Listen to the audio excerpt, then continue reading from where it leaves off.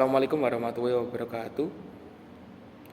Perkenalkan, nama saya Fadli Danauta Thohir dengan NIM 046. Saya dari kelas A2 Agribisnis Fakultas Pertanian. Di dalam video ini saya akan membahas tentang ruang lingkup aswaja atau Ahlus Sunnah wal Jamaah. Nah, aswaja itu sangat penting untuk diajarkan kepada umat Islam. Gunanya untuk menjaga keaslian dari Islam itu sendiri. Nah, dalam ruang lingkup aswaja terdapat 3 bagian, yaitu akidah, ibadah, dan akhlak atau tasawuf. Nah, mari kita mulai dengan akidah. Akidah dalam aswaja itu berbicara tentang keyakinan pokok dalam Islam. Aswaja mengikuti jalan para ulama besar seperti Abu Hasan al-Asy'ari dan Abu Mansur al-Maturidi. Dalam akidah, aswaja mengajarkan kita untuk meyakini keesaan Allah Subhanahu wa taala, di mana Allah itu hanya satu, tidak beranak dan tidak pula diperanakkan.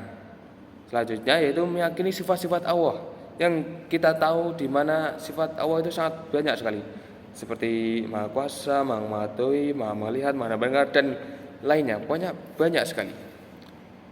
Terus selanjutnya itu percaya pada rukun iman, baik itu iman kepada Allah, malaikat, kitab, Rasul, kiamat, dan juga qada dan qadar. Nah, yang keren dalam aswaja itu akidahnya itu moderat. Kita diajarkan kepada takdir, tapi kita juga harus berusaha. Jadi jangan sangat percaya dengan takdir. Kan biasanya ada orang yang takdirku gini, aku jadi gini aja dah, ikut takdir aja. Nah, di dalam aswaja tidak begitu. Walaupun sudah ditetapkan takdirnya begini, tapi kita juga harus berusaha untuk mencapai takdir tersebut. Nah, gak boleh menyerah kayak Jabariyah, atau juga gak boleh sombong kayak usaha Qadariyah. Semuanya itu harus seimbang. Terus kedua, ibadah. Selanjutnya adalah ibadah. Ibadah dalam aswaja dilakukan berdasarkan syariat Islam, ia bersumber dari Al-Quran, hadis, ijma' para ulama, dan qiyas.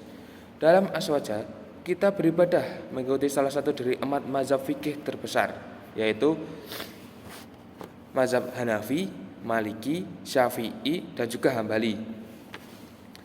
Ibadah yang diajarkan aswaja itu tidak hanya syahadat, sholat, puasa, haji, ataupun zakat, tapi juga amalan-amalan kecil lainnya, seperti membaca qunut dalam sholat subuh, melakukan tahlil dan maulidan sebagai bentuk penghormatan, ziarah kubur dan untuk mendoakan orang yang sudah meninggal, bukan buat meminta-minta pada orang meninggal tersebut. Semua ibadah itu dilakukan dengan tetap berpegang teguh pada syariat Islam dan menghormati tradisi lokal yang tidak bertentangan dengan agama. Intinya, dalam ibadah tersebut hanya karena Allah Ta'ala, bukan untuk meminta apapun. Nah, kalian harus sering-sering juga ya beribadah. Jangan cuma rebahan aja. Jadi misal dipanggil adzan, wah ada nih, entahlah, ntar aja lah, soalnya dah masih adzan. Jangan gitu. Ketika kalian ada kedengaran adzan, sebaiknya kalian cepat-cepat untuk siap-siap untuk sholat. Nah, yang ketiga ada akhlak dan akhlak tasawuf. Tasawuf dalam aswaja itu sendiri itu bukan tasawuf sembarangan. Tasawufnya itu berbasis akhlak mulia, tetap berpegang teguh pada syariat. Tasawuf dan aswaja mengajarkan kita untuk membersihkan hati dan sifat-sifat buruk seperti iri, sombong, ria, dan dengki.